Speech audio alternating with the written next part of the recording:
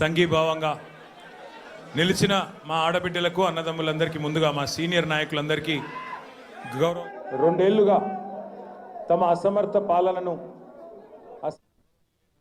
శాసనసభ్యులు ఇంకా రాష్ట్ర స్థాయి నాయకులు, వివిధ కార్పొరేషన్ల చైర్మన్లు, హైదరాబాద్ నగర నాయకులు, మా కార్పొరేటర్లు పేరు పేరున అందరికీ ముందుగా హృదయపూర్వకంగా ధన్యవాదాలు.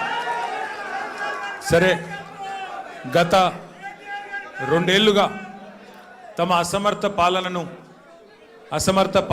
పరిపాలన వైఫల్యాల నుండి ప్రజల దృష్టి మరల్చడానికి ఒకటి తర్వాత ఒకటి ఏవైతే కొన్ని కాలక్షేప కథా చిత్రాలు నడుపుతూ ఉన్నారో ఆ కాలక్షేప కథా చిత్రాల్లో భాగంగా, పరంపరలో భాగంగా ఇవాళ నాకు కూడా ఏదో నోటీసులు ఇచ్చి టెలిఫోన్ ట్యాపింగ్ మీద ఏదో విచారణ చేస్తామని చెప్పి పోలీస్ శాఖ వాళ్ళు పిలవడం జరిగింది. ఆ విచారణకు పూర్తిగా సహకరించి దాదాపు 7-7:30 గంటలు వారు అడిగిన అన్ని ప్రశ్నలకు కూడా సమాధానం చెప్పి నేను మీ దగ్గరికి వస్తూ ఉన్నాను. మొట్టమొదటి మాట ఏమంటే నేను వారిని సూటిగా అడిగాను. గత 2 సంవత్సరాలుగా మీరు ఈ విచారణ కొనసాగిస్తూ ఉన్నారు. ఈ 2 సంవత్సరాలలో లీకుల మీద లీకులు, ముఖ్యంగా మా పార్టీ లీడర్ల వ్యక్తిత్వ హననం చేసే విధంగా, క్యారెక్టర్ అసాసినేషన్ చేసే విధంగా మీరు ఏదైతే వ్యవహారం చేస్తున్నారో దీనికి బాధ్యులు ఎవరో అని అడిగిన వారు మాకు సంబంధం లేదండి, మీడియా ఏం రాస్తే మాకేం సంబంధం అని చేతులు దులుపుకునే ప్రయత్నం చేసినారు. వారిని నేను సూటిగా అడిగాను, మీరు గత 2 సంవత్సరాలుగా మీరు ప్రతిసారి విచారణ పేరిట లేకపోతే ఏదో ఒక లీక్ ఇవ్వడము, లేదా విచారణకు పిలవకపోయినా ఏదో జరిగింది అంటూ మీరు లీక్ ఇవ్వడం, తెల్లారి హెడ్లైన్ కావడం, దానివల్ల ప్రజలు మరి నిజం అనుకొని భ్రమించే కొన్ని పరిస్థితులు వచ్చినాయి. ఇది మంచిది కాదు అని చెప్పిన వారిని సూటిగా అడిగిన నేను. మీరు అంటా ఉన్నారు, పేపర్లు రాస్తూ ఉన్నాయి, కొన్ని యూట్యూబ్ ఛానళ్ళు మరి ఇష్టం వచ్చినట్టు మాట్లాడుతున్నారు. కొంతమంది చాలా నా మాట అనడానికి నాకే సిగ్గు ఉంది. కొంతమంది హీరోయిన్లను వీళ్ళేదో ట్యాప్ చేసి బెదిరించి ఇష్టం వచ్చినట్టుగా వాళ్ళు ఏదైతే అడ్డగోలు వ్యాఖ్యానాలు రాసినారో ఇది వాస్తవం అయితే నా ముందు పెట్టండి, చెప్పండి ఎవరికి అట్లా జరిగింది దయచేసి చెప్పండి అని చెప్పాను. అనగానే అక్కడున్న అధికారి గారు లేదండి అది కరెక్ట్ కాదు, మేము ఆల్రెడీ మీడియాకి చెప్పాం కదా అన్నారు. నేను అన్నది ఏంటంటే, అయ్యా మరి మీరు కరెక్ట్ కాదు అని మీరు చెప్పిందేమో ఎక్కడో ఇంతంత వస్తుంది, మరి ఇష్టం వచ్చినట్టు మీరు ఇన్ని రోజులు నడిపిన కథనాలకు ఎవరు బాధ్యులు? మా కుటుంబాలకు, మాకు కలిగిన క్షోభకు, మా వ్యక్తిత్వ హననానికి ఎవరు బాధ్యులు? ఈ లీకులు మీరు నిరోధించలేరని అడిగిన. ముందుగా మీడియాకి నేను ఒక అపీల్ చేస్తూ ఉన్నా, దయచేసి ఈ ప్రభుత్వం లీకు వీరుల ప్రభుత్వం, వీళ్ళు కేవలం లీకుల మీద ఆధారపడి నడిచే ప్రభుత్వం.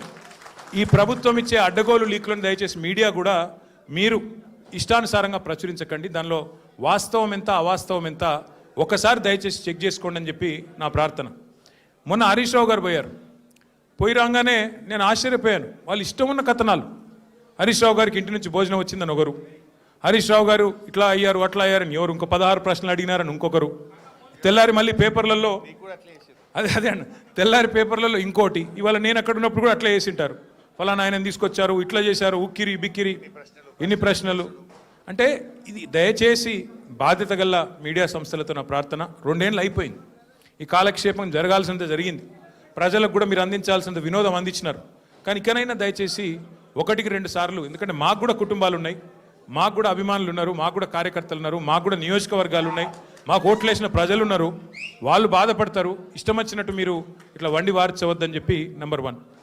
రెండవది, వారిని నేను సూటిగా అడిగాను, సిట్ వాళ్ళను, మీరు ఫోన్ ట్యాపింగ్ మీద ఏదో విచారణ చేస్తున్నారు కదా, దయచేసి మీరు చెప్పండి, ఈరోజు రాష్ట్రంలో మా ప్రతిపక్ష పార్టీ నాయకులు, మా ఎమ్మెల్యేలవి, మా నాయకుల ఫోన్లు ట్యాప్ కావడం లేదా చెప్పండి మీరు అని అడిగిన.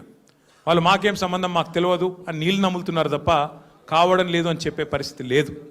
రెండవది, నేను అడిగాను, ఒక మంత్రి గారు స్వయంగా నా ఫోన్ ట్యాప్ అవుతుంది, నేను మీతో మాట్లాడలేను అని జర్నలిస్టులకు చెప్పుకునే దుస్థితి ఈరోజు ఈ రాష్ట్రంలో ఉన్నదా లేదా మీరు చెప్పండి అని అడిగిన. దానికి కూడా సమాధానం చెప్పరు, అది కాదు ఇది కాదని తప్పించుకునే ప్రయత్నం తప్ప వారు మాత్రం సూటిగా సమాధానం చెప్పలేదు. కానీ ఒక ధారావాహికగా మాదిరిగా ఏదైతే నడుపుతున్నారో, ఒక సీరియల్ లాగా ఏదైతే నడుపుతున్నారో అదే పరంపరలో అడిగిన ప్రశ్ననే అడుగుడు, మళ్ళీ అడుగుడు, ఒక 300 పేర్లు చదువుడు, ఈయన తెలుసా ఫలానా ఆయన తెలుసా, దాంతోనే 2-3 గంటలు టైంపాస్ చేసుడు తప్ప అక్కడ విషయం ఏమీ లేదు. వారికి కూడా తెలుసు ఆ విషయం. అందుకే నేను మళ్ళొకసారి ప్రజలకు మా సోదరులకు, మా పార్టీ సోదరులకు, మా మీడియా మిత్రులకు కూడా విజ్ఞప్తి చేస్తున్నా, మేము ఒక పార్టీగా, బాధ్యత గల ప్రతిపక్ష పార్టీగా ఏ విచారణకు పిలిచినా మేము సహకరించడానికి సిద్ధంగా ఉన్నాం. మీరు ఎన్ని కేసులన్నా పెట్టండి, ఎన్ని సిట్టులన్నా వేయండి, బాధ్యత గల ప్రతిపక్ష పార్టీగా పూర్తి స్థాయిలో చట్టాన్ని గౌరవించే వ్యక్తులుగా సహకరిస్తాము. మీరు ఎన్నిసార్లు పిలిచినా వస్తామని చెప్పి కూడా వాళ్ళకు కూడా చెప్పినాం. కానీ మా బాధ్యత పెద్దది, ప్రతిపక్ష పార్టీ బాధ్యత పెద్దది. మా బాధ్యత ఏంది? ప్రభుత్వ వైఫల్యాలు, ప్రభుత్వ అవినీతి, ప్రభుత్వం ఏదైతే పూర్తి స్థాయిలో డైవర్షన్ గేమ్లు ఆడుతున్నదో దానికి సంబంధించి కూడా ఖచ్చితంగా మేము ఎత్తి చూపే ప్రయత్నం చేస్తూ ఉన్నాం. ఇవాళ సింగరేణి టెండర్లలో దొంగలు దొరికినరు, సింగరేణి టెండర్లలో ముఖ్యమంత్రి మంత్రుల మధ్యన వాటాల పంచాయతీలో దొంగలు దొరికినరు అని చెప్పి హరీష్ రావు గారు ప్రెస్ మీట్ పెట్టి ఆధారాలతో సహా ఇస్తానని చెప్తే కూడా ఇప్పటి వరకు ఉలుకు లేదు, పలుకు లేదు. సరే, మీరు సిట్లు వేస్తున్నారు, వేసుకోండి. కానీ మరి ఇవాళ మేము అడుగుతున్నాం, ముఖ్యమంత్రి అనుచరుడు, అత్యంత సన్నిహితమైన వ్యక్తి, అట్లాగే మంత్రి గారి ఓఎస్డీ మధ్యన జరిగిన పంచాయతీ, 300 కోట్ల రూపాయల కోసం ఒక పారిశ్రామికవేత్త తలకి తుపాకీ పెట్టినరు అని చెప్పి కేసు రిజిస్టర్ అయితే దాని మీద ఎస్ఐటి ఎందుకు లేదు? స్వయంగా రెవెన్యూ మంత్రి కొడుకు ఇలా భూ కబ్జాలు చేస్తూ గుండాలను తీసుకొని స్వైర విహారం చేస్తుంటే దాని మీద సిట్ ఎందుకు ఉండదు? అట్లాగే ప్రభుత్వ సొమ్మును, ప్రజల సొమ్మును ఇవాళ ఈ ప్రభుత్వం కొల్లగొడుతున్నది, కాంగ్రెస్ పార్టీ నాయకులు కొల్లగొడుతున్నారు, ముఖ్యమంత్రి బావమరిదే కింగు పిన్ను అని ఆధారాలతో సహా చూపెడితే దాని మీద ఎస్ఐటి ఎందుకు ఉండదు? అట్లాగే HILTP అని చెప్పి పారిశ్రామిక భూములను కొల్లగొట్టి 5 లక్షల కోట్ల హైదరాబాద్ ప్రజల ఆస్తిని కొల్లగొట్టే ప్రయత్నం చేస్తుంటే దాని మీద ఎస్ఐటి ఎందుకు ఉండదు? కేంద్ర ప్రభుత్వ పథకమైన అమృత్లో ముఖ్యమంత్రి గారి బావమరిదే కింగ్ పిన్నుగా ఇవాళ కేంద్ర ప్రభుత్వ పథకంలో కూడా మరి అర్హతలు లేకపోయినా టెండర్లు కట్టబెడుతున్నారని ఆధారాలు కేంద్ర ప్రభుత్వానికి ఇస్తే దాని మీద సిట్ ఉండదు. అట్లాగే ఇవాళ ఒక AICC సెక్రటరీ గారు డైరెక్ట్గా బెదిరించారు అని చెప్పి కాంట్రాక్ట్ సంస్థ పోయి 8 కోట్ల రూపాయలు అడుగుతున్నాడు, లేకపోతే పని చేయనిస్తలేడు అని లిఖితపూర్వకంగా కంప్లైంట్ ఇస్తే దాని మీద చర్య ఎందుకు ఉండదు? ఇవాళ న్యాయం, ధర్మం, కాకి బుక్కు అందరికి ఒకటే తీరు ఉండాలి కదా. మీరు ఎన్నిసార్లు పిలిచినా వస్తాం, మీరు ఎన్ని ప్రశ్నలు అడిగినా ఆన్సర్ చెప్తాం.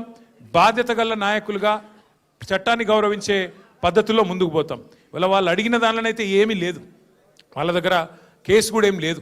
ఏదో ఇష్టం వచ్చినట్టుగా ప్రశ్నలు అడిగిందే అడగడం, తిప్పి తిప్పి అడగడం, ఒక రకమైన హరాస్మెంట్ తప్ప ఏమి కూడా లేదు. వాళ్ళు చేయగలిగింది కూడా ఏమి లేదు. I appeal to all my friends in the media as well, please, for the last 2 years the government has been indulging